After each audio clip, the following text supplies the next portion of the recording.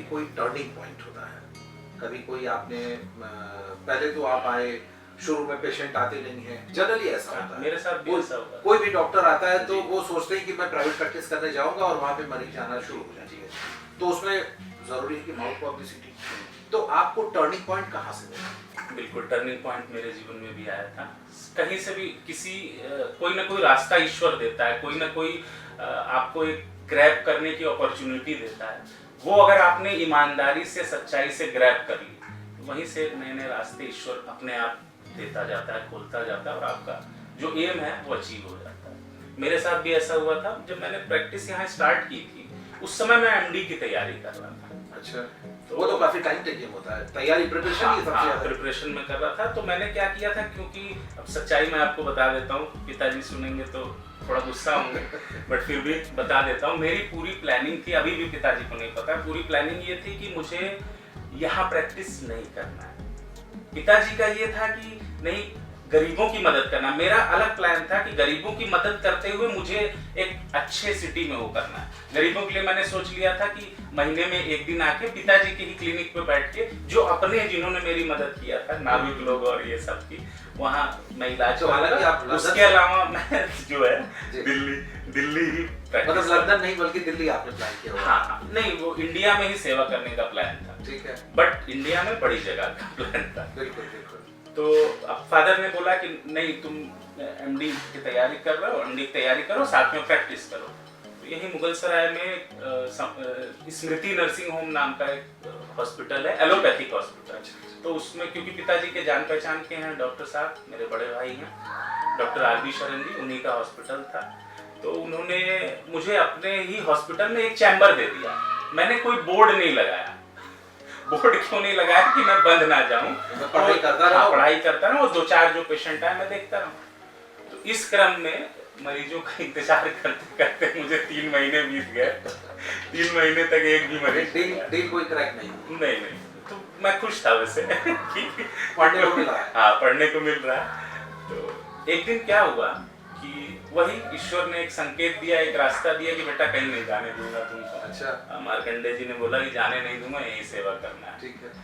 तो एक नॉक किया वहाँ के स्टाफ ने कि सर एक पेशेंट है, जरा दवा दे देते, उसको अपेंडिक्स का पेन हो रहा है और हम लोगों ने इंजेक्शन दिया है लेकिन उसको आराम नहीं मिल रहा है सर, और उसको सर्जरी के लिए कहा है, कई डॉक्टर्स ने कहा है, और भाग के हमारे यहाँ आई है, 2 इंजेक्शन यहाँ भी दे दिया गया है, कुछ आराम नहीं मिल रहा है, कोई दवा दे देते सर जिससे कि केवल यहाँ से चली जाए।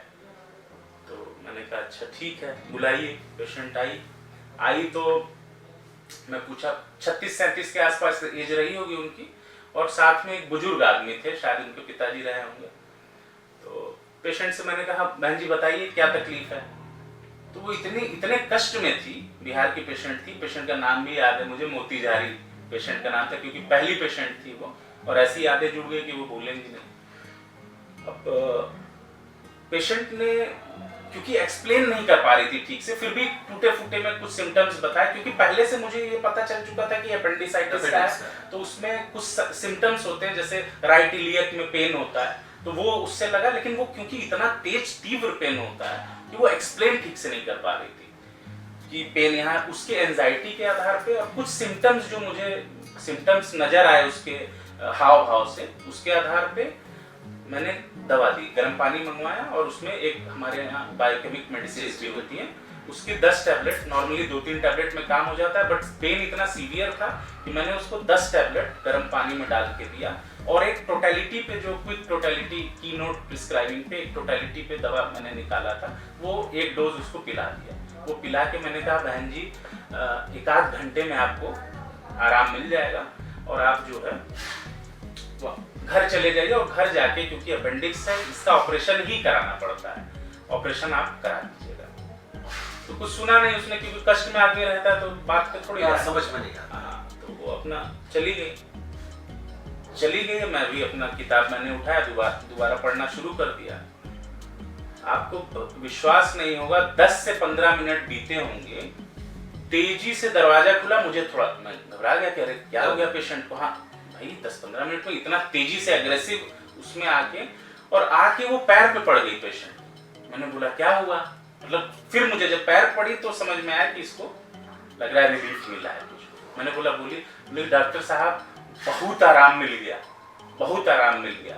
ऐसे करके उसने, पेशेंट ने बोला, और तब मुझे ये एहसास हुआ कि होम्योपैथी जो है एक्यूट केसेस में भी इतना कारगर है। क्रॉनिक तो मैं जानता था कि क्रॉनिक में बहुत जबरदस्त इसका रिजल्ट है, लेकिन एक्यूट केसेस में इस प्रकार का रिजल्ट इतने कम समय में देना, मुझे इसका अंदाजा नहीं था। क्रॉनिक में क्यों था? क्योंकि मेरे जो गुरुजी हैं डॉक्टर पारिक जी, डॉक्टर आर.एस. पारिक जी और डॉक्टर आलोक पारिक जी, उनके सुपुत्र जी, तो उनको, जिनको अभी पद्मश्री जी भारत सरकार ने, जी आगरा में उनकी प्रैक्टिस है, उनके यहाँ 2-2 साल तक नंबर लगता है, मतलब 2 साल बाद वेटिंग नंबर आता है। तो वो मेरे परम पूज्य गुरु जी हैं। वहाँ पे हम लोग केसेस देखते थे कि खुद एम्स का सर्जन है, आई सर्जन है, और अपने बेटे के लिए होम्योपैथी में इलाज कराने के लिए और रिक्वेस्ट कर रहा है कि किसी तरह कल्याण कर दिया। डीएमएसपी की तो कोई वही नहीं रहती थी, नंबर लगा के ये आना, और वो मंत्री अखिलेश यादव जी, मुलायम सिंह जी, ये सब लोग उनके यहाँ। तो वहाँ मुझे होम्योपैथी में ये, मतलब ये कॉन्फिडेंस डेवलप हुआ कि होम्योपैथी से कुछ भी किया जा सकता है, कारगर है। हाँ, तभी लोग आ रहे हैं, तभी इस प्रकार के लोग आ रहे हैं, और ऐसे ऐसे केसेस आ रहे हैं जो एलोपैथ भी एक बार को हैंडल करने में डरता है, लेकिन यहाँ पे आसानी से हैंडल किया जा रहा है। तो कॉन्फिडेंस तो मुझे वहाँ से डेवलप हुआ था।